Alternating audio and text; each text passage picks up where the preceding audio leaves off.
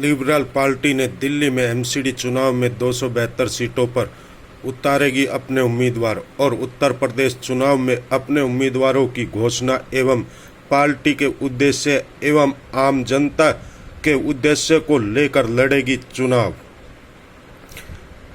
इस मौके पर की प्रेस वार्ता जिसमें धुर अग्रवाल, सरला मलिक, मोनिका, पीसी गुप्ता, सुरेंद्र भाटिया, अक्षय सिंह, सुरेश भाटिया आदि मौजूद रहे। आजाद तोमर की रिपोर्ट, हर खबर, नोएडा सेक्टर 18। वहाँ क्या हो रहा है? पटरी वालों और दुकानदारों की लड़ाई चल रही है। 272 सीटों पर दिल्ली में चुनाव लड़ाएंगे। म्यूनिसिपैलिटी 2 साल चलाएंगे। उसके बाद दिल्ली के अंदर मुख्य जो विधानसभा चुनावों में सारी सीटों से इलेक्शन लड़ाएंगे और दिल्ली सरकार चलाएंगे। इस कार्यक्रम के साथ, इस उद्देश्य के साथ और इस नारे के साथ ये जो है आंदोलन शुरू किया गया है, जिसका नेतृत्व करेगी लिबरल पार्टी ऑफ इंडिया और साथ में जो भी पार्टी गठबंधन में हमारे साथ आ रही हैं उनकी घोषणा की जाएगी।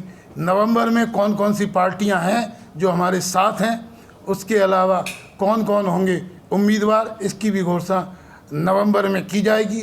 बात चल रही है सबसे, भागीदारी संकल्प मोर्चा में चाहे राजभर जी हों, चाहे ओवैसी जी हों, चाहे कुशवाहा जी हों, सभी से भी हम लोगों की बातचीत चल रही है। उसके अलावा सारी व्यापारी पार्टियां जो मैं खुद बना के आया था लुधियाना में, भारतीय आर्थिक पार्टी यहाँ जो बनाई थी दिल्ली के अंदर, इंडियन बिजनेस पार्टी, उसके संस्थापक BK बंसल जी कोरोना में चले गए, उसको भी हमने साथ लिया है। यहाँ पे स्वदेशी कांग्रेस पार्टी बनाई थी, मैं काफ़ी जिनका सलाहकार रहा है, जो चार्टर्ड अकाउंट, सबको जोड़ के पार्टी बनाई। किन मुद्दों के साथ चुनाव में जा रहे, दिल्ली की बात करें या यूपी की?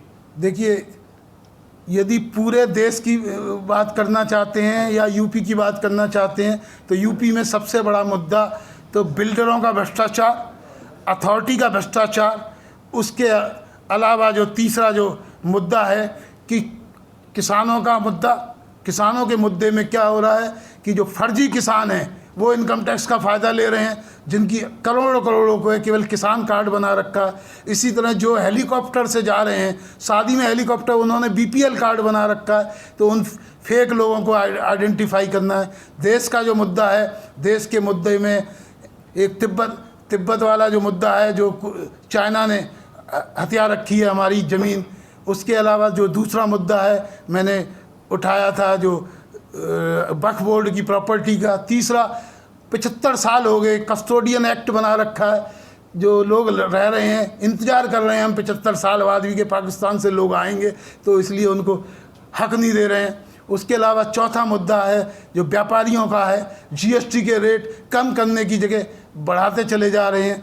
छोटे उद्योग मर चुके हैं, लेकिन व्यापारी घूंघट में रो रहे हैं क्योंकि वो सरकार से डरते हैं। Like, share and comment. To subscribe this channel, please press the bell icon.